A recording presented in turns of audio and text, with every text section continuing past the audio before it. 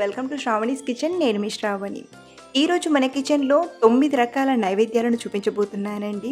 ఇలా మనం దుర్గా నవరాత్రుల్లో ఒక్కో రోజు ఒక్కో నైవేద్యం అన్నమాట. ఏ రోజు ఏ నైవేద్యమో అదే ప్రాసెస్తో 9 ప్రసాదాలను చూపిస్తానండి. అన్ని నైవేద్యాలు కూడా అమ్మవారికి ప్రీతికరమైనవి. అలాగే అన్నీ కూడా చాలా సింపుల్ మెథడ్లో పర్ఫెక్ట్ టేస్ట్ వచ్చేలా ఈజీగా ఎలా చేయాలో డీటెయిల్గా చూపించబోతున్నాను. మరి ఆలస్యం చేయకుండా ఈ 9 రకాల ప్రసాదాలను కమ్మగా, రుచికరంగా ఎలా వండాలో ఇప్పుడు తెలుసుకుందాం. నైవేద్యాలను మొదలుపెట్టే ముందుగా బియ్యాన్ని కడిగి తీసుకోండి. మనం బియ్యం కొంచెం ఎక్కువగా తీసుకుంటే మనం ప్రిపేర్ చేసే పులిహోర, కొబ్బరన్నం, దద్దోజనం కోసం సరిపోతుంది. అలాగే అన్నం అనేది మరీ మెత్తగా కాకుండా, అలా అని మరీ పొడి పొడిగా కాకుండా చేయండి. ఇక్కడ నేను తీసుకున్న క్వాంటిటీకి డబల్ కంటే కొంచెం తక్కువ నీళ్ళను తీసుకొని అన్నాన్ని ప్రిపేర్ చేయండి. ముందుగా మనం మొదటి ప్రసాదం వచ్చేసి కట్టె పొంగలి ఎలా చేయాలో చూపిస్తాను. కుక్కర్లోకి 1 కప్పు బియ్యాన్ని, అలాగే అరకప్పు పెసరపప్పును తీసుకొని ఒక 2-3 సార్లు బాగా కడగండి. ఇలా బియ్యం, పెసరపప్పు కడిగాక మనం తీసుకున్న క్వాంటిటీకి 4 నీళ్ళను తీసుకోవాలి. ఇక్కడ మనం 1 కప్పు బియ్యం అలాగే అరకప్పు పెసరపప్పును తీసుకున్నాం కదా, సో ఇక్కడ నేను ఒక 5 కప్పుల నీళ్ళను తీసుకుంటున్నాను. ఇందులోనే 10-12 మిరియాలను, అలాగే చిన్న దాల్చిన చెక్క ముక్కని, కొన్ని కరివేపాకులు, పావు టీ స్పూన్ పసుపు, 1-2 టీ స్పూన్ల నెయ్యిని వేసి ఒక 3-4 విజిల్స్ వచ్చేంత వరకు బాగా ఉడికించండి. 4 విజిల్స్ తర్వాత మూత తీసి చూస్తే చూడండి, అన్నం, పెసరపప్పు బాగా ఉడికాయి. ఇప్పుడు దీన్ని ఇలా గరిటెతోనే కొంచెం మ్యాష్ చేసినట్టుగా చేయండి. అలాగే ఇందులోనే రుచికి సరిపడా ఉప్పుని కూడా తీసుకుందాం. అయితే మనకు కట్టె పొంగల్ అనేది కాస్త చల్లారాక గట్టిగా ముద్దలా అవుతుంది. అలా అవ్వకుండా ఉండడానికి 1 కప్పు వరకు నీళ్ళను తీసుకొని బాగా కలిపి ఒక 2-3 నిమిషాలు ఉడికించండి. ఇది ఉడికేలోపు మరో పక్కన పోపు గిన్నెలోకి ఒక 2 టేబుల్ స్పూన్ల నెయ్యిని తీసుకొని, నెయ్యి వేడయ్యాక అర టీ స్పూన్ చొప్పున శనగపప్పు, మినప్పప్పు, అలాగే ఆవాలను, పావు టీ స్పూన్ జీలకర్రను తీసుకొని ఫ్రై చేయండి. ఇవి కొంచెం ఫ్రై అయ్యాక ఒక ఎండుమిరపకాయ, అలాగే ఇందులోనే 2 కట్ చేసిన పచ్చిమిరపకాయ ముక్కల్ని, 9-10 కట్ చేసిన కాజు ముక్కల్ని, అర టీ స్పూన్ మిరియాల పొడిని, కొంచెం కరివేపాకుని తీసుకొని పోపుని బాగా ఫ్రై చేయండి. మీరు కావాలంటే ఇందులో కొంచెం ఇంగువనైనా తీసుకోవచ్చు. ఇలా పోపుని బాగా ఫ్రై చేశాక పక్కన ఉడుకుతున్న కట్టె పొంగల్లో వేసి బాగా కలపండి. చూడండి, మనకు ఈ కన్సిస్టెన్సీలో కట్టె పొంగల్ ఉంటే వేడిగా తిన్నా లేదా చల్లారాక తిన్నా చాలా బాగుంటుంది. కమ్మగా కట్టె పొంగలి చేయాలంటే ఇలా ఓసారి ట్రై చేయండి. ప్రసాదం కోసం చేసినా లేదా బ్రేక్ఫాస్ట్గా చేసుకున్నా చాలా బాగుంటుంది. ఇప్పుడు మన రెండవ రెసిపీ వచ్చేసి పులిహోర అంటే చిత్రాన్నం. ముందుగా రైస్ని ఒక ప్లేట్లోకి తీసుకొని కాస్త ఆరబెట్టండి. ఇలా వేడి రైస్ని తీసుకొని ఆరబెట్టడం వలన రైస్ అనేది పొడి పొడిగా పులిహోర కోసం పర్ఫెక్ట్గా ఉంటుంది. ఇప్పుడు మరో పక్కన ప్యాన్లోకి 1 లేదా 1.5 టేబుల్ స్పూన్ ఆయిల్ని తీసుకొని 2 టేబుల్ స్పూన్ల వేరుశెనగ గుళ్ళను తీసుకొని ఫ్రై చేయండి. ఇవి కొంచెం ఇలా దోరగా ఫ్రై అయ్యాక ఇందులోనే అర టీ స్పూన్ శనగపప్పుని, అలాగే అర టీ స్పూన్ మినప్పప్పుని, అర టీ స్పూన్ ఆవాలు, ఒక ఎండుమిరపకాయ, పావు టీ స్పూన్ ఇంగువను తీసుకొని ఫ్రై చేయండి. ఇవి కొంచెం ఫ్రై అయ్యాక ఇందులోనే 2 పచ్చిమిరపకాయ ముక్కల్ని, అలాగే కరివేపాకుని తీసుకొని ఫ్రై చేయండి. ఈ పోపంతా ఇలా బాగా ఫ్రై అయ్యాక పావు టీ స్పూన్ పసుపుని తీసుకొని కలిపి స్టవ్ ఆఫ్ చేసేసి ఇందులోకి 1.25 కప్పు వరకు రైస్ని తీసుకుందాం. అలాగే 1 టేబుల్ స్పూన్ గింజలు తీసేసిన నిమ్మరసాన్ని, అలాగే రుచికి సరిపడా ఉప్పుని వేసి బాగా కలపండి. అంతే, నిమ్మరసంతో చేసిన పులిహోర రెడీ అయిపోయింది. ఇన్స్టంట్గా కమ్మని పులిహోర చేయాలంటే ఇలా చేయండి. జస్ట్ 5 నిమిషాల్లో పులిహోర రెడీ అయిపోతుంది. ఇప్పుడు మన థర్డ్ రెసిపీ వచ్చేసి కొబ్బరి అన్నం. కొబ్బరి అన్నం చేయడానికి ఒక ప్యాన్లోకి 1 టేబుల్ స్పూన్ ఆయిల్ని తీసుకొని, ఆయిల్ బాగా వేడయ్యాక చిన్న దాల్చిన చెక్క ముక్కని, అలాగే 2 లవంగాలను, 1 టేబుల్ స్పూన్ వేరుశెనగ గుళ్ళను, అర టీ స్పూన్ చొప్పున శనగపప్పుని, అలాగే మినప్పప్పుని తీసుకొని ఫ్రై చేయండి. ఇవి కొంచెం ఫ్రై అయ్యాక ఒక ఎండుమిరపకాయను, అలాగే పావు టీ స్పూన్ ఇంగువను, 2 పచ్చిమిరపకాయ ముక్కల్ని తీసుకొని ఫ్రై చేయండి. అలాగే ఇందులోనే కొంచెం కరివేపాకును కూడా తీసుకొని పోపుని బాగా ఫ్రై చేయాలి. ఇదంతా కూడా ఇలా బాగా ఫ్రై అయ్యాక ఇప్పుడు ఇందులోకి అరకప్పు పచ్చి కొబ్బరి తురుమును తీసుకొని 1-2 నిమిషాలు మంటను మీడియం ఫ్లేమ్‌లో పెట్టి ఫ్రై చేయండి. ఇలా 1-2 నిమిషాలు ఫ్రై చేశాక ఇప్పుడు ఇందులోకి రుచికి సరిపడా ఉప్పుని, అలాగే 1 కప్పు ఉడికించిన అన్నం తీసుకొని బాగా కలపండి. ఇలా అంతా కలిసేలా బాగా కలియబెడితే మన కొబ్బరి అన్నం రెడీ అయిపోయింది. సింపుల్‌గా, ఇన్‌స్టంట్‌గా చేయాలన్నా ఈ కొబ్బరి అన్నం పర్ఫెక్ట్ అండి. అలాగే టేస్ట్ కూడా చాలా చాలా బావుంటుంది. ప్రసాదం కోసమే కాదు, హెల్తీగా తినాలన్నా ఇలా సింపుల్‌గా కొబ్బరి అన్నం చేసుకొని కమ్మగా తినేయొచ్చు. మన 4థ్ రెసిపీ వచ్చేసి గారెలు అంటే మినపవడలు.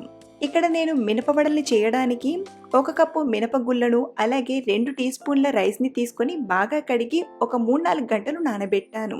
ఇలా కొంచెం బియ్యం వేయడం వలన మనం చేసే వడలనేవి కొంచెం క్రిస్పీగా చాలా బావుంటాయి. ఇలా నానబెట్టిన బియ్యాన్ని మరోసారి కడిగి ఇందులోని నీళ్ళన్నీ కూడా వంపేసి మిక్సీ గిన్నెలోకి తీసుకుందాం.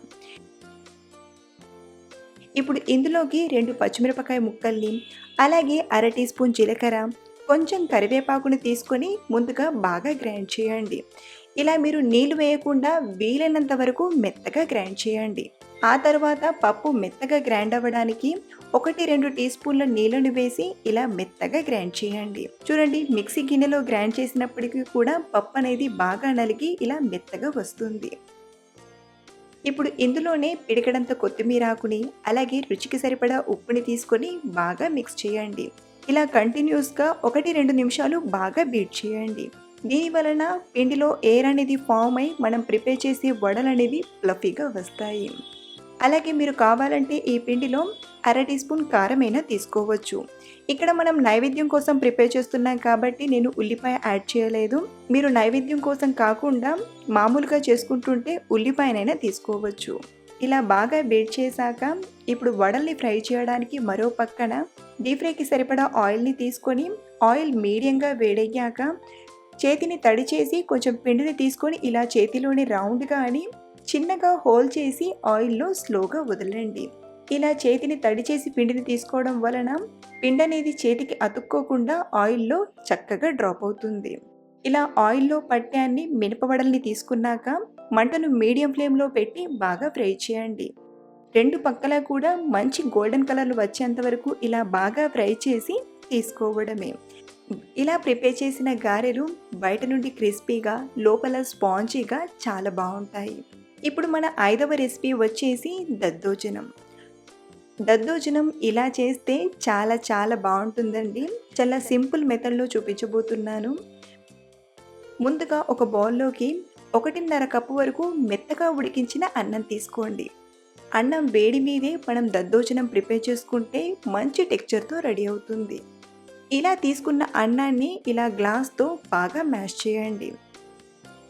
ఇలా మనకు వీలైనంతగా బాగా మ్యాష్ చేశాక ఇప్పుడు ఇందులోకి రుచికి సరిపడా ఉప్పుని, అలాగే అర గ్లాస్ కాచి చల్లార్చిన పాలను, ఒక 1/4 కప్పు వరకు కమ్మటి పెరుగుని తీసుకొని బాగా కలపండి.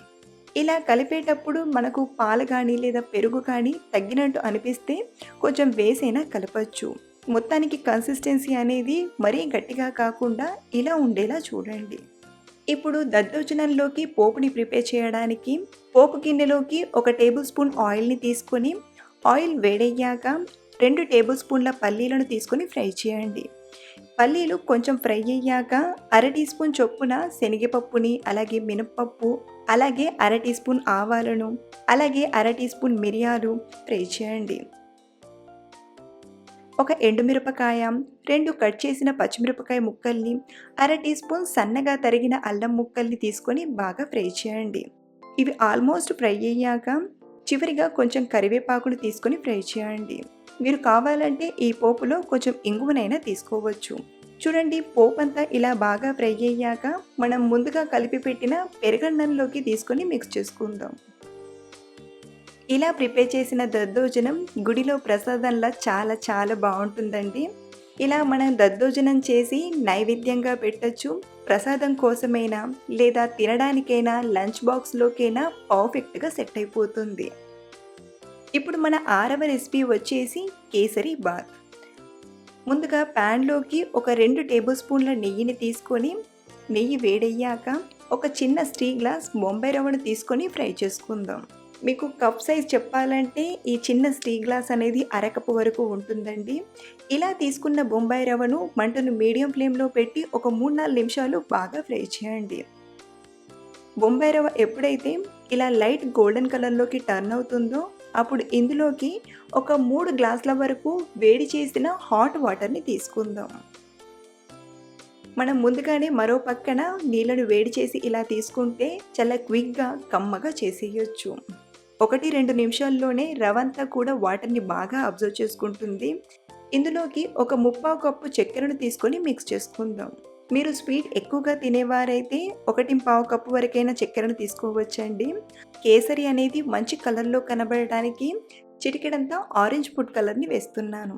ఫుడ్ కలర్ అనేది టోటల్లీ ఆప్షనల్ అండి. మీకు నచ్చకపోతే స్కిప్ చేయొచ్చు.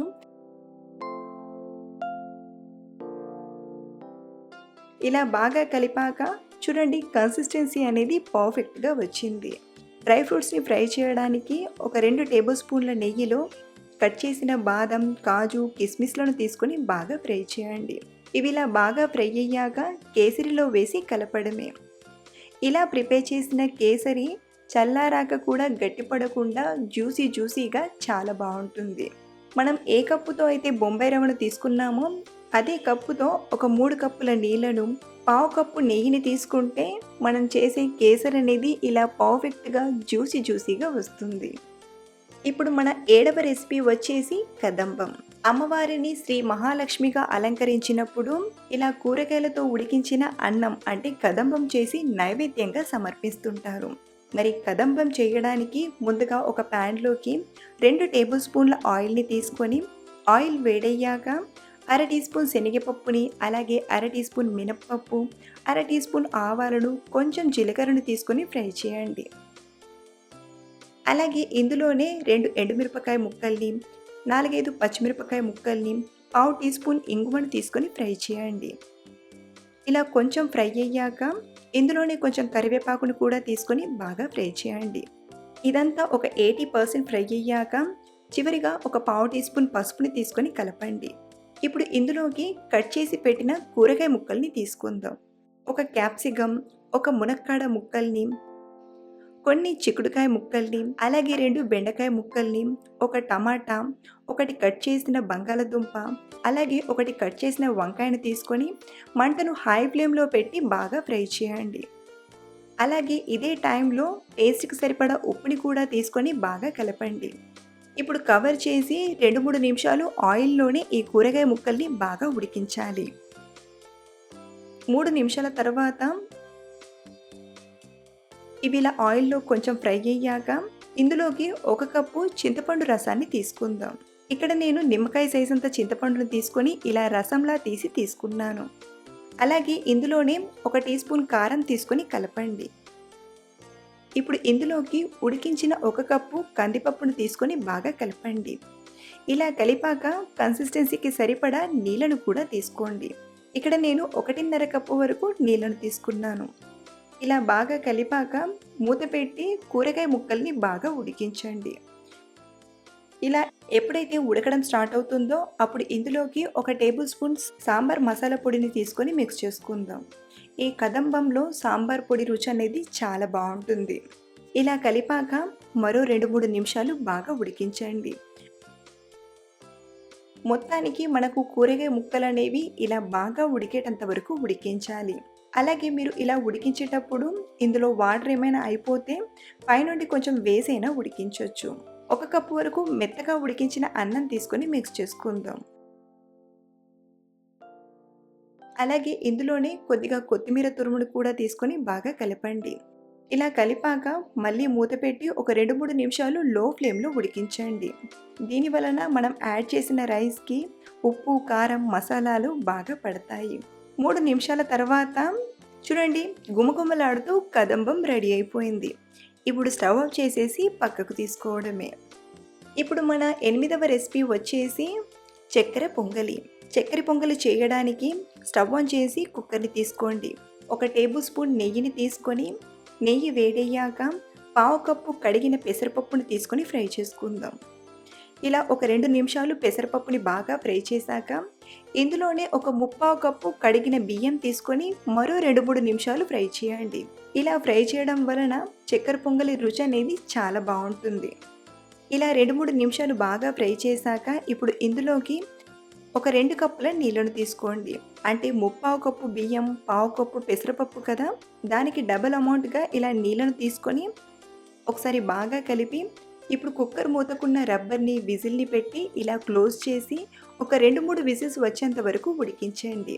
ఈ పప్పు బియ్యం ఉడికేలోపు మరో స్టవ్ పైన ఒక గిన్నెలోకి ముప్పావు కప్పు వరకు బెల్లాన్ని అలాగే పావు కప్పు చక్కెరను తీసుకుందాం.